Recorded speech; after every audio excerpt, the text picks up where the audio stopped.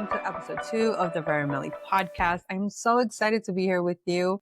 And I have to be honest because this is all about honesty here. We're not all, and I mean, I think we know this, we're not all going to be 100% every day, or a more accurate depiction is our 100% will not always be the same. And what I mean by that is today I woke up early enough to record 2 episodes. And it is only now 4:56 my time and we're starting. Not what I wanted to do today, but it is what the day has requested of me and we are better for it. I promise you. But today's episode is all about who's behind the mic. Who is Meli? Who is Melissa Vargas? I hope to share with you a little bit of who I am and hope that that gives you a glimpse as to who's going to be here and who's going to be talking to you and who's going to be bringing in the guests, etc. Now, another thing I should be really honest about is this is not what I had in mind. And by this, for those that are listening, is my iPhone earpods or my earpods, my wired earpods were not the dream I had when I thought about starting the podcast. I actually had a mic. And one of the things that delayed me yesterday was trying to get the setup together. None of the earphones or the headphones were working the right way. Like they weren't giving me the right sound. The mic wasn't working. It's not connecting. It was all the things. But this is what starting, I don't want to call it starting messy, but starting organically means, right? I think it won't always be what we think perfection is, but it will be complete enough and perfect enough for what we start. So let that be a mini lesson if you only listen to here for this episode. But the other thing I wanted to say for those that are watching is that the way I dress today is very intentional. The only thing that this t-shirt is missing, for those that are listening, this is 100% Colombia, is another line. This is 100% the US. So one of the things that you should know about me is that I was born in the US. My parents are Colombian. I currently live in Colombia and I have loved to embrace both of my cultures, very much so. But being that most of my life I was in the US, this is the part of me that I really wanted to do. So today's intentional. What you see is the necklace is an indigenously made necklace, a beaded necklace that I love. The earrings are beautiful. They're this beautiful flower. They're beaded as well. With seed beads is very much a Colombian thing to do. The bracelet is also very intentional. So I figured I would represent my culture with the way that I am dressed. But yes, I am missing the 100% US. I'm also drinking Colombian coffee. I feel like maybe some pancakes for dinner might do the trick as far as representing that side of my life. But I wanted to do that. But I think one of the reasons why I wanted to share who I am, not what I do, in an episode is there's this struggle that I had years ago between who I am and what I do. And I think a lot of us go through it. So hope is that as I share this, you kind of gain that security and that confidence and that understanding for yourself. I'm struggling with the words, even though I have a full outline, but it happens. I think a lot of us struggle to separate who we are and what we do. And I understand, or I think I have an idea where that comes from. I don't know if you guys have ever analyzed how we greet people the first time we meet them. I started doing this a few years ago and I'm always so intrigued by why this happens.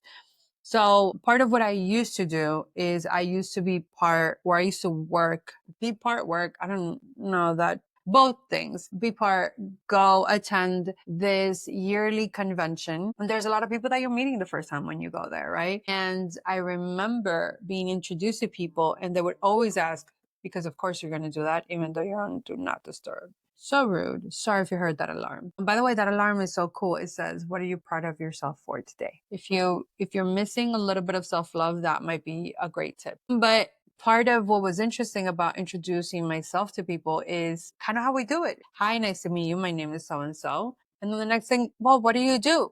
And the way we would always, and it's an automatic next question, especially at a convention, at a conference, at a summit, whatever it is that gathers a lot of people, right? For a specific purpose. But I think something that was really interesting was always like, I am, right?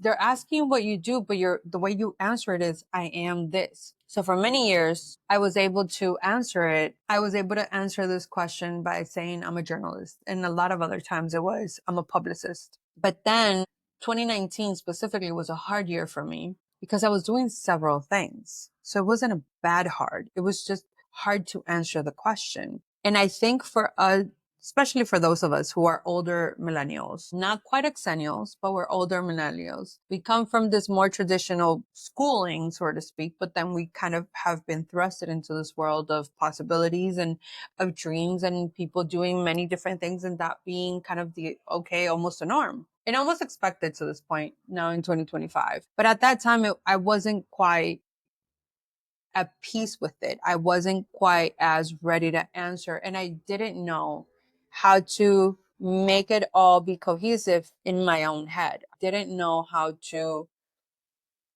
make it make sense for me, I guess. And so, and I remember it was funny because what I actually created business cards. 2019 was still a year of business cards for me in that specific convention. And I had my radio show in there, my blog in there, just the logos, and my agency there because I had a marketing agency at the time that was getting off the ground. And I got the idea from someone else, but then when I put it together for myself, which I actually designed myself, and I'm very proud because they look cute. Okay. I had this internal struggle of like, it feels busy. And then the title was like really hard to put together. So I struggled a lot at that time. I was like, I don't know how to say this, but I think even more than that, when you look at that interaction and that kind of custom as a whole, it's very interesting because for the generation just before us, and before them, you were kind of your profession, right? You would graduate college, you would start this job, and for most of them, you kind of stayed in that company for 20, 30, 40 years until you retired. Maybe you did a change or two. It's very normal to change through jobs in the first years of your career. And so that was very possible. But that doesn't happen to us anymore. I can't define myself by my job because then it has happened and we've all gone through it. I used to answer it, I'm a journalist. I now answer, I'm a publicist, but then I moved into, I don't know, another field, another industry, speaking within communications for me. But so many people like studied biology, but teach math, or studied math, but do HR, right? Like what you went to school for and what you do is so different. And that creates an identity crisis of its own. But then you get that job and then you go from HR to, I don't know, bookkeeping or whatever, or it changes, right? And there's many people who do big career shifts. And so I think something I struggled with that I think a lot of us struggled with was identity. Who am I if I'm not my job? And to a Gen Zer might be like, why would you even have that question in your head? Like, of course, you're not your job. So therefore, what you are, who you are and what you do are very different. But again, that wasn't the case for me. That's not the case for for the majority of the people that I know. And so that interaction, that custom of like the way we introduce ourselves, the questions that we ask, how we answer them, has always stayed very much top of mind for me, especially starting in 2019. And I think in a way, it's kind of forced me or pushed me or propelled me to continuously ask myself, who am I if I'm not my job? And the second part might feel a little bit threatening, but the first part of the question has been very empowering because it's allowed me to continue to ask myself, who am I? Who am I? What am I? What do I want to be known for? Who do I want to be known as? The first thing you should know about me is that I'm a woman of faith. And that doesn't quite necessarily seem like the thing to share in a professional setting, but this is my setting in my home. And I think sometimes people might forget that about me because I am not a Bible pusher, but I am a woman of faith. I am a woman who deeply, deeply, deeply loves God. And more than anything, I'm grateful for his love for me. I think that there's a lot of controversial issues around Christianity. There's a lot of controversial information around Christianity. And I think where I've landed with that is I would rather show you the love of Christ for you so that you give him enough of a chance so that you can have those conversations with him. Because I don't need to know what he needs to tell you. I can be a conduit for you to know what he wants to share with you. Absolutely. But I don't have to know from him and about you the things that he wants to share with you personally. And that helps me because there is a great commandment, and it's to love him. And the second one is to love my neighbor as I love myself. And I want to focus on those two things. There is so much that I can say about the world, but I know that I don't know what life would be like without him. And therefore, if he is that important of a person and that is such an important relationship to me, that I know that it would fundamentally change my existence, then that has to be part of what I share with the world. And so, yes, part of this podcast will be sharing about my faith, sharing about the things that I hear from God, and sharing about maybe things that I'm learning in the Bible. It's not going to be all of it, because though I'm a Christian and though I love God and though I know that he's my father, I'm going to say this in a way that maybe Christians are going to be offended, but I am more than just the faith that I have. And that's not to say that that this is just a part of me, but if God is parts of all of my life, then he would want to hear about all the parts, right? It's not just hearing about him. I don't know. I don't feel comfortable being a preacher or being a person who sounds like a preacher, right?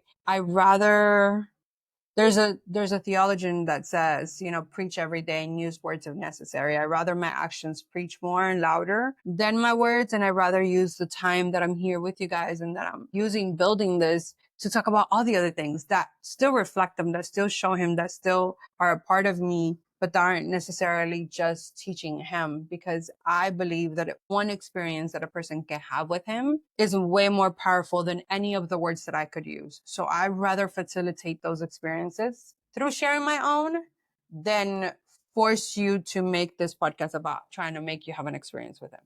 That doesn't seem genuine. That's not authentic. That's not who I am. But I am a person of faith, that I am someone who is going to speak about him. And so you're going to hear about him on this podcast. You're going to hear about my experiences with him and what I'm sharing, what he's sharing, what I'm growing into. I am a person that is constantly growing with him. And so that, I think, it's the most important thing you should know. And if that feels threatening, I'm sorry. But if you're in my space and you're seeing my content, you know that he's very much a part of it. The other thing that I think is important to know is that I'm an agent of hope. And the reason why I say that is because the one thing that my friends will say and all of their feedback has in common is, oh, wow, Mel, I never thought about it that way. Or Mel, that's such an interesting perspective. And the reason why I frame that as an agent of hope is because even when there's tough love, which I am not opposed to giving my friends. And if you are my friend and if you are in the space, you might be on the other end of that tough love. But it's never to say, you should get up and do this. It's never tough because I need to yell at you or make you feel some sort of way. It's tough because I'm going to challenge your limitations. I'm going to challenge the limiting beliefs. I'm going to challenge the ways that you see yourself, because usually we don't see ourselves through some other people's eyes. And so we think we're just trash and we're not. And so I'm going to give you tough love there because I'm going to love you and remind you of how worthy you are to exist. But all those things is because I want you to believe for more. And I want you to believe greater. I want you to live a life so full of joy and hope and faith and excitement about life, because it is so short that it's not worth us putting ourselves in shackles for the sake of feeling safe, quote unquote. So I consider myself an agent of hope because of that. It's not so much, I believe that life is perfect. I don't believe that everything will work out as we think it should work out, but everything will work out for our good, for sure. It's just might not be how we thought it would be, right? How we imagined it. And so that's why I say I'm an agent of hope. I do believe that there will always be a way to look at it that's a little bit different, that maybe it's a little bit more hopeful. And so there's that. The third thing you should know about me is I am an absolute dreamer and I have made peace. I don't know if you guys can hear all the noise that's happening, but that's the difference between a Sunday and a Monday. And I'm working on that noise, but I don't know how well it's going to go. I'm going to listen to the recording and see, but I'm not recording this episode twice. Just letting you know. But welcome to life in Colombia, where there is never silence. And that's my reality. I'm an absolute dreamer. I dream big. I'm a visionary. I live in the clouds. I used to feel so ashamed of because I did that. And now to be where I am, to peace with it, to enjoy it, to love it, is such a gift. And I do love it because this life was made for the dreamers. You can't be a practical person and then go and make the thing that doesn't exist yet. You just can't. You can't be a practical person and then go make a lane for yourself and start doing something that disrupts the world. You can't. You can't be a practical person and expect things that you've never seen before to exist just because it doesn't happen. You can't be a practical person and create out of thin air. Just those things don't happen. And I think I'm not going to say it's a gift and a curse. I'm going to say there's weight on being a dreamer. There is weight on being that kind of person. It's not necessarily the easiest. I wish sometimes I were more practical. I wish sometimes I had my feet on the ground a little bit better. I'm not going to lie, but I also know that I have reached this point in my life where I know that there's things that I have done that people only have dreamt of doing. And that there is, I'm going to share that. Okay. There are,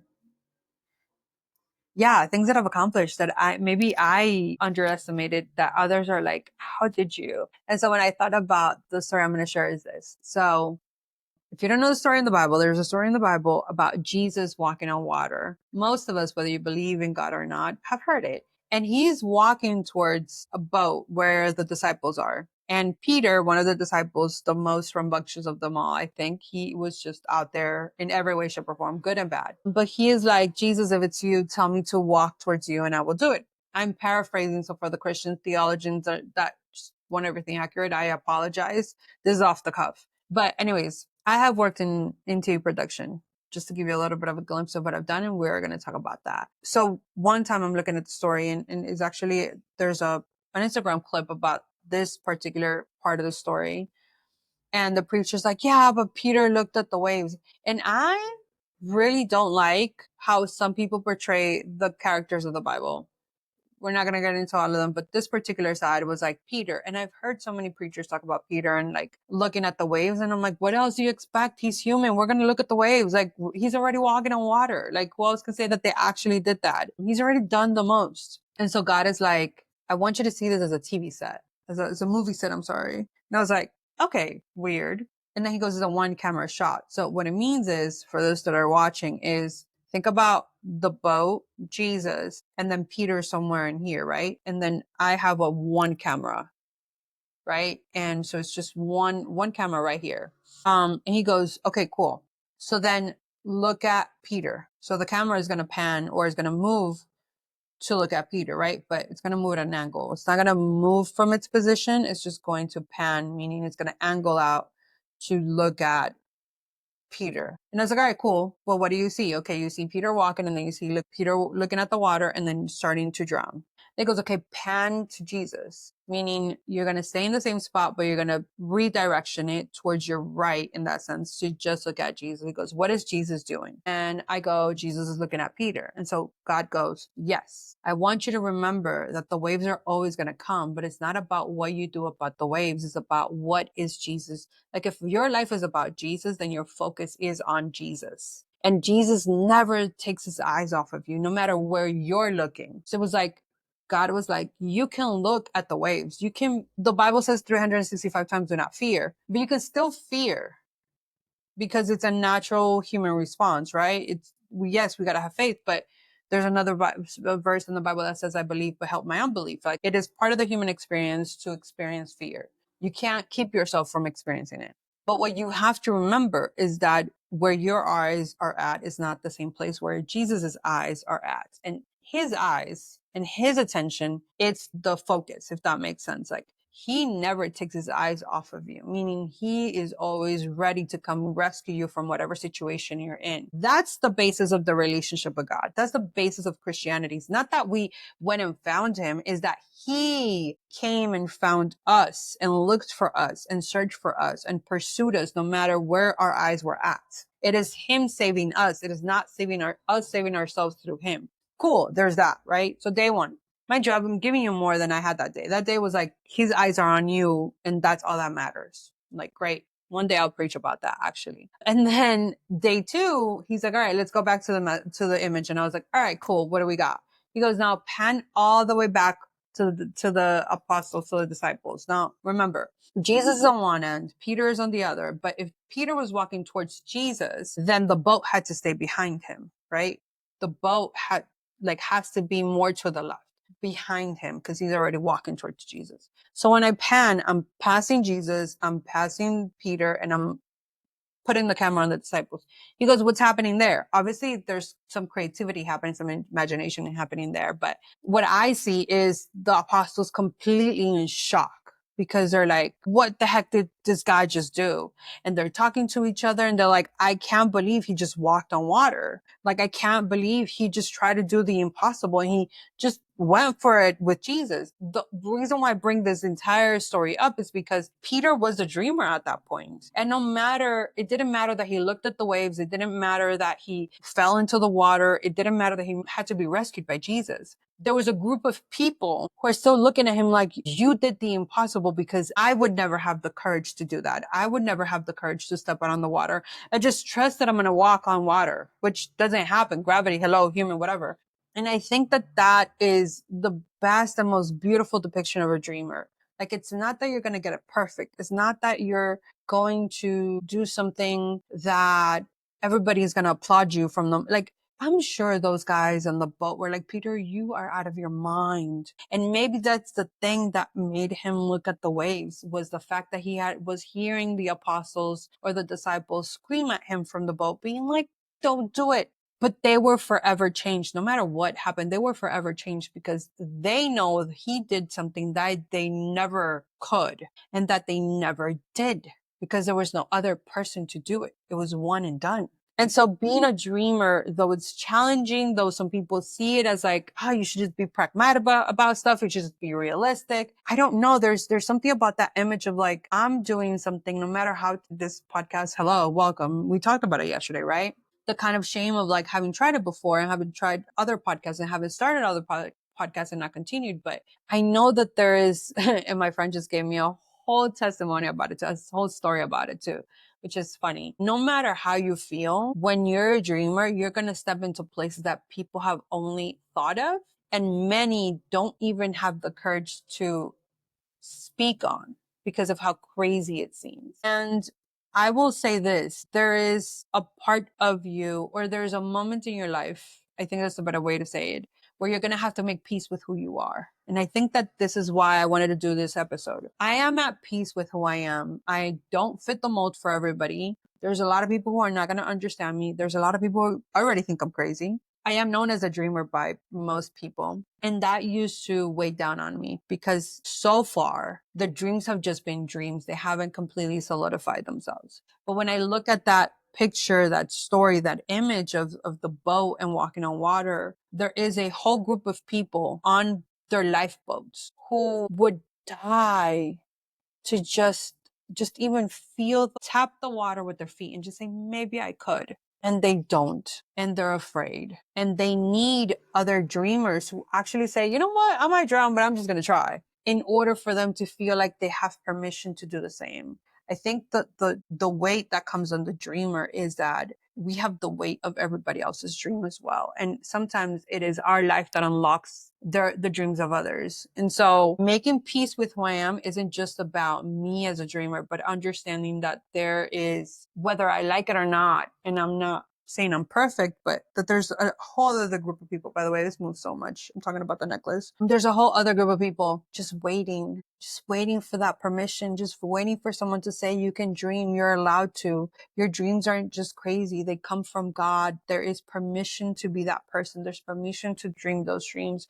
There's permission to have those crazy ideas. And my biggest hope is that as you see me doing this, that you understand that you have that permission, that you understand that you get to dream the life that it's already in your head. You get to verbalize that. You get to experience that and externalize it and make it true. It's true when they say it. Nobody really knows what they're doing. We're just trying our best. But I think the biggest thing, and I don't know why, but I keep feeling like the biggest thing that we need a lot of times is permission. So if you haven't received it before, hope that this podcast is that permission slip for you, because you do have it. Along with being a dreamer, I'm an artist. And that's something that's very near and dear to my heart. I'm not just a creative, and I do kind of define the two a little bit different. They intertwine a lot of times, but sometimes they don't. And I think the biggest thing between a creative and a artist is a creative is a problem solver, right? Is somebody who sees a problem and solves it. And their drive most of the time isn't just expression, but is how it can solve something. And it's a little vague, but I keep it open because there's a lot of disciplines that fall into that. But an artist, the ache of the artist's heart is to express themselves. It's not so much, I don't want to write the perfect piece that solves your pain. but I do feel the need to write. And that for me differentiates it a little bit. But I am an artist. I am a creative as well, but I am an artist. And that's also something I'm learning to make peace with and to embrace and to enjoy. It hasn't always been easy. I've, again, always felt defined by what I was doing, and so felt lost for a while because what I was doing and what I thought I was weren't quite coinciding. So there's that. I am a writer. I am a poet. Those are my main forms of art.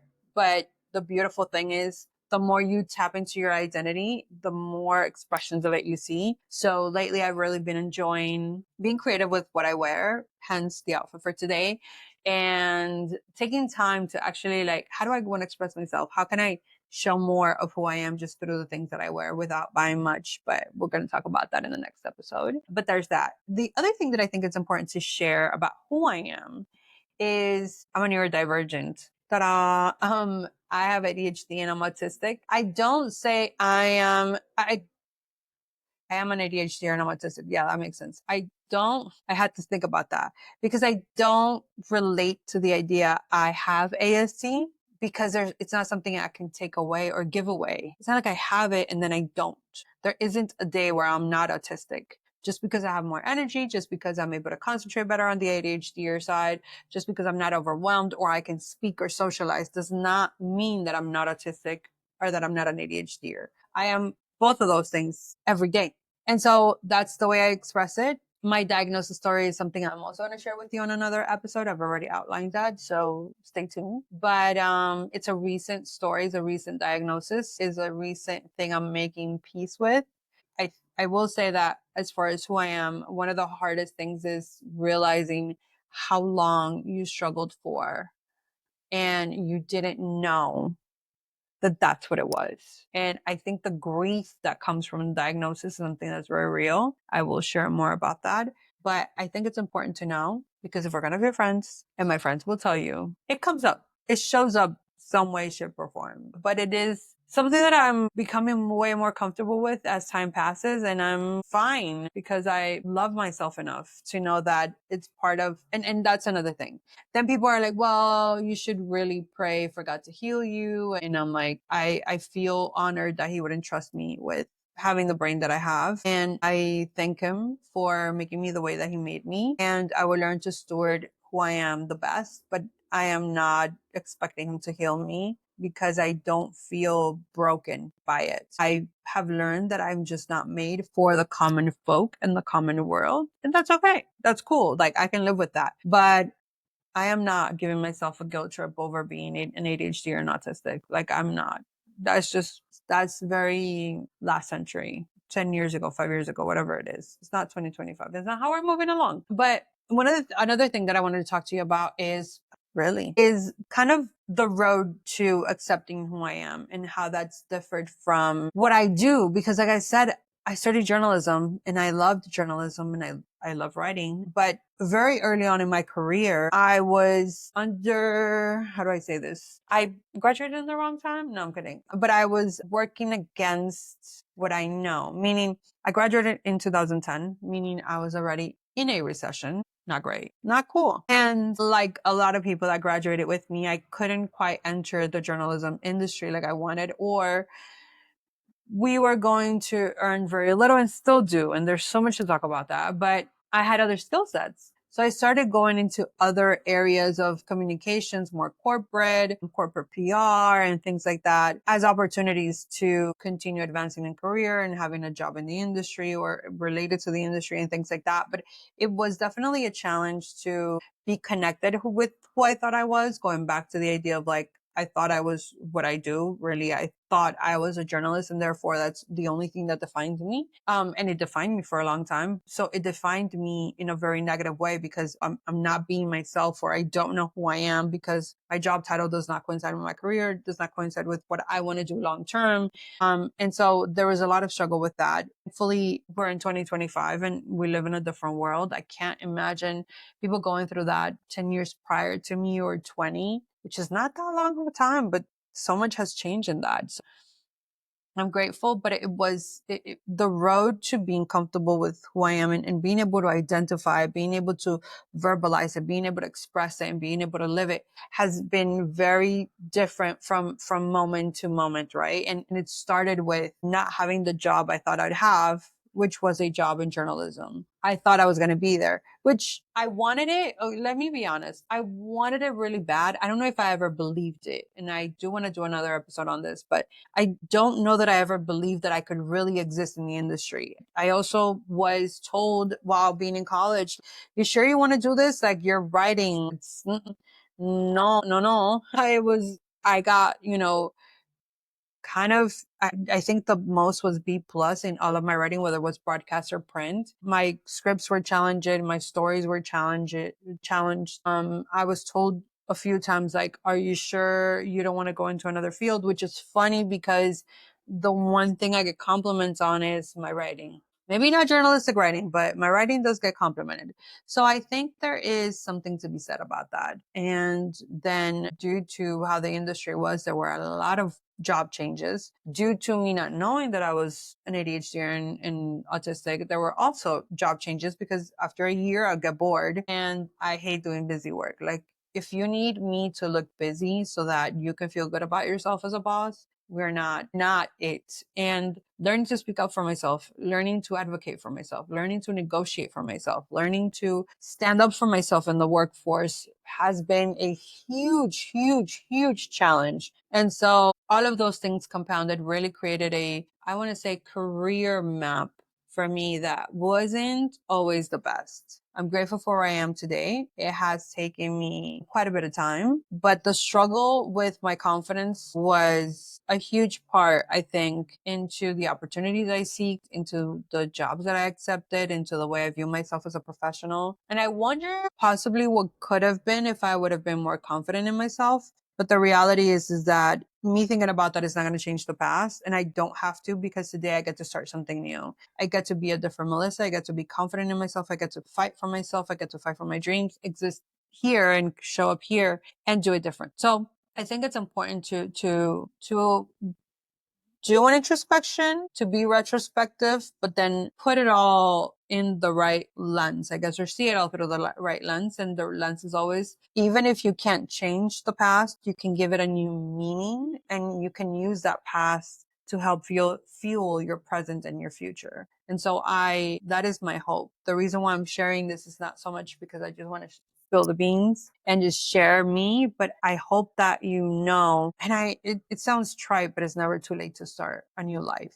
Right? They say it's never too late to start again. I don't know about starting again. I think we have the opportunity to reframe and redefine and start anew and start new opportunities and see that there is something beautiful about living whatever age we're in, but living right now, which is I would have never thought I would be starting a podcast 8 months till my 40th birthday, but we're here and it's possible and it's beautiful. So we're going to enjoy it. Now, after learning about who I am and learning kind of what doesn't define me, what did define me at one point, the other thing is making peace with who I am. And I think that I've touched on that, but there is something really important if we're going to start something new, if we're going to really finally love ourselves, and it's making peace with the pieces of us, and how those pieces come together to make a beautiful mosaic. And I think that that's the best way that I can describe what the journey has been. I am at a point where I'm finally believing in my abilities and in my giftings and in my talents. It doesn't mean that I'm perfect. It doesn't mean that I'm the best. There are plenty of people out there that can do a better podcast than I do right now, that can, I don't know, write a better book, write a better poem, but they're not my life. I am the one living this life. And this person right here has abilities, has gifts, has talents. And they've been talents and gifts and abilities that have blessed others and that have brought about things that are really cool. And so I'm focusing on those abilities and on who this person is. And I'm believing in myself as well, and in my art. And believing in yourself and believing in your art are two very different things, right? But I am believing in myself, believing in my beauty as a person, both physically and internally. I am believing in who I am as a dreamer, as a woman of faith, as an artist. I believe in my art, my writing, and what I bring forth. That's such a unique place to be because it's taken me so long to be here. And I can't tell you that all fear or all insecurity has been removed. I can just say that I believe in myself. And that's really, really important. Um, and it's a beautiful place to be. I think it's why 40s are the new 20s, because I don't think 40s are the new 20s. I think 40s are the better 20s, because it's the place where you're so confident in yourself, not because you lack awareness or because you're just new and enjoying it, but because you've been through the mud, you've been through circumstances. Life has thrown you a few rocks, because they're never pebbles, but you've overcome them. And so the confidence is new, because it's like, man, I've really gone through it and I'm still here and I'm better than ever. And you realize that you still have such a lease on life, right? I think from 20s to 40s, life like roughens you up a little bit and things happen and you get your beaten down and you beat yourself up and all those things. And I think as you approach 40, you're like, wait, hold up. I'm a badass. And I am, and I believe it. But the other thing too that I'm making peace with is the timing of my life. I have been in Colombia for a year, and I'll talk more about that move in another episode and tell you more about that. And it's really changed my perspective, changed my life. No questions asked. Like, not the same person, I think, at all that I was a year ago. There are a lot of things that I could look at and see the lack in my life. And though I don't believe life is waiting or waiting is life, if you know, you know, and I will talk about that later. Because I could say a lot. There are always things that we're waiting on. But if I think of waiting is life or life is waiting, if I define life that way, then I will be missing all the things that are already happening. There is such beauty in the season that I'm living in, even in the midst of all that I could see that's missing. And mind you, let me also be clear, as I approach 40, there's the fears of the timing, right? Like, will I be able to do certain things? Will I not? Will they come from me? Will they not? How will I make them happen? But trusting the timing of my life means for me that I get to enjoy today and trust, going back to being a woman of God and woman of faith, that God has the timing of my life already in his hands, and that he will not withhold any good thing from me that would make my life better now and that will glorify him now. Meaning, if the good thing that I'm hoping for hasn't happened yet, then he knows the timing of that. And he knows that there is a time for that. And he knows when it will happen. And I don't need to know because I trust him. Now, going back to I'm not who I was a year ago. A year ago, I was telling God, I love you, but I don't trust you. So the fact that I'm saying this today is a big deal. And it doesn't mean that I don't struggle with it, but I am believing that I am trusting, meaning I am relinquishing control of the timing of my life, because I don't believe I have to have it. Trust me when I say I've tried to control a lot of things and a lot of events happening before they were supposed to. It's never gone right. It's never gone well. And I think the most important thing, or not even the most important thing, but the last thing is I'm making space for who I am in my own life. I think we can fill our lives with work and kids and marriage and friends and church and serving and extracurricular activities and family, and it could so easily fill our lives to the point where we don't make space for the thing that we want to create or we want to do, or the things that fulfill us. And so we become a shell of ourselves because we're just trying to swim upstream to have this full life.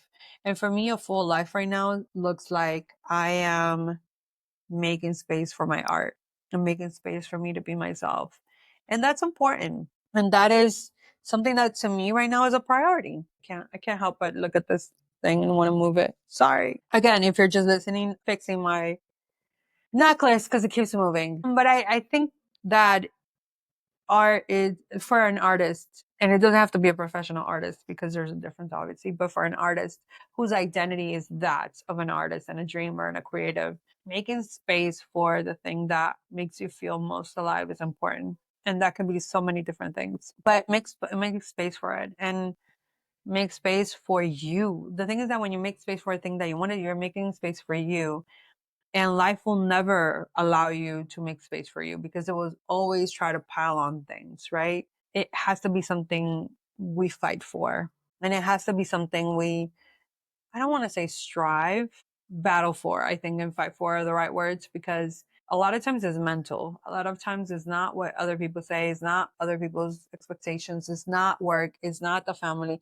It's just, have we made peace with the fact that we need this in order to be feel our best selves? Have we made peace with the fact that this is part of who we are, and so it matters because we matter? It's not just what we do that matters. And I think that's why identity is so important. It's not what I do that matters. It's not what I do that gives me value. If people love me just for what I do, then they don't love me. And God doesn't love me for what I do. And that kind of mentality is the kind of mentality that brings us into rest as a reward and not a necessity. I can't take a break because these things, like being able to find your worth and your identity outside of your output, is one of the most important things that a human can do. And that requires input. And that's what making space for art is. That requires input. That requires me giving to myself. I can't expect anybody else to do it.